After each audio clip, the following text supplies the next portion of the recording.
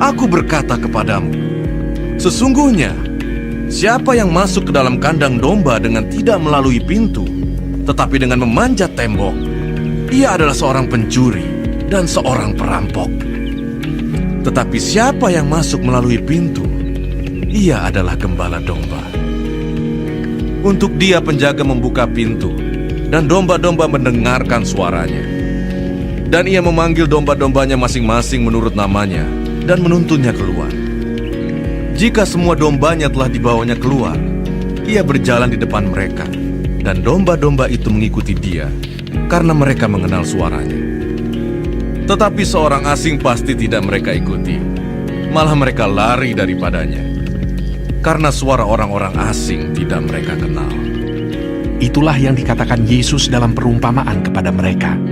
Tetapi mereka tidak mengerti apa maksudnya ia berkata demikian. Maka kata Yesus sekali lagi, Aku berkata kepadamu, sesungguhnya akulah pintu ke domba-domba itu. Semua orang yang datang sebelum aku adalah pencuri dan perampok, dan domba-domba itu tidak mendengarkan mereka. Akulah pintu.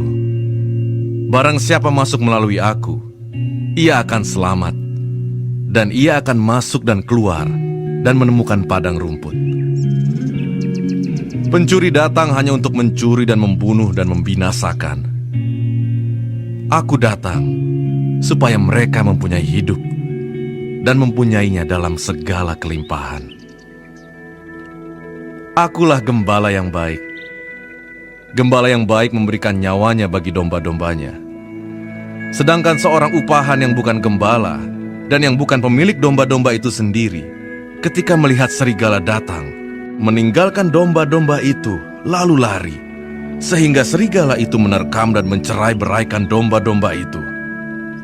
Ia lari karena ia seorang upahan dan tidak memperhatikan domba-domba itu.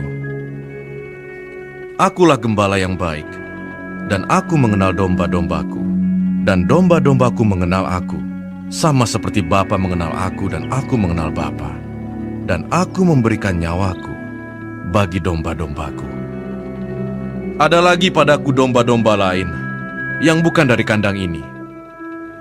Domba-domba itu harus kutuntun juga, dan mereka akan mendengarkan suaraku, dan mereka akan menjadi satu kawanan dengan satu gembala. Bapa mengasihi aku, oleh karena aku memberikan nyawaku untuk menerimanya kembali. Tidak seorang pun mengambilnya daripadaku, melainkan aku memberikannya menurut kehendakku sendiri. Aku berkuasa memberikannya, dan berkuasa mengambilnya kembali. Inilah tugas yang kuterima dari Bapakku. maka timbullah pula pertentangan di antara orang-orang Yahudi karena perkataan itu. Banyak di antara mereka berkata, Ia kerasukan setan dan gila. Mengapa kamu mendengarkan dia? Yang lain berkata, Itu bukan perkataan orang yang kerasukan setan. Dapatkah setan memalaikan mata orang-orang buta? Tidak lama kemudian, tibalah hari raya pentahbisan Bait Allah di Yerusalem. Ketika itu musim dingin. Dan Yesus berjalan-jalan di Bait Allah, di Serambi Salomo. Maka orang-orang Yahudi mengelilingi dia dan berkata kepadanya, Berapa lama lagi engkau membiarkan kami hidup dalam kebimbangan? Jikalau engkau Mesias, katakanlah terus terang kepada kami.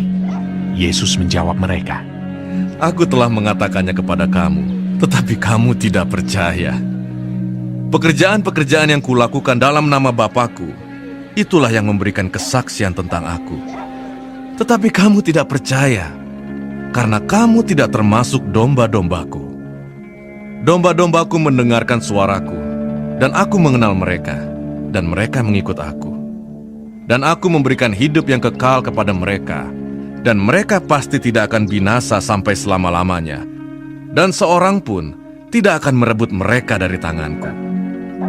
Bapakku yang memberikan mereka kepadaku lebih besar daripada siapapun, dan seorang pun tidak dapat merebut mereka dari tangan Bapa. Aku dan Bapa adalah satu. Sekali lagi, orang-orang Yahudi mengambil batu untuk melempari Yesus. Kata Yesus kepada mereka, Banyak pekerjaan baik yang berasal dari Bapakku yang kuperlihatkan kepadamu. Pekerjaan manakah di antaranya yang menyebabkan kamu mau melempari aku? Jawab orang-orang Yahudi itu. Bukan karena suatu pekerjaan baik maka kami mau melempari engkau, melainkan karena engkau menghujat Allah. Dan karena engkau, sekalipun hanya seorang manusia saja, menyamakan dirimu dengan Allah. Kata Yesus kepada mereka, Tidakkah ada tertulis dalam kitab Taurat kamu, Aku telah berfirman, kamu adalah Allah. Jikalau mereka, kepada siapa firman itu disampaikan, disebut Allah, sedang kitab suci tidak dapat dibatalkan, masihkah kamu berkata kepada Dia yang dikuduskan oleh Bapa dan yang telah diutusnya ke dalam dunia, engkau menghujat Allah, karena aku telah berkata, aku anak Allah?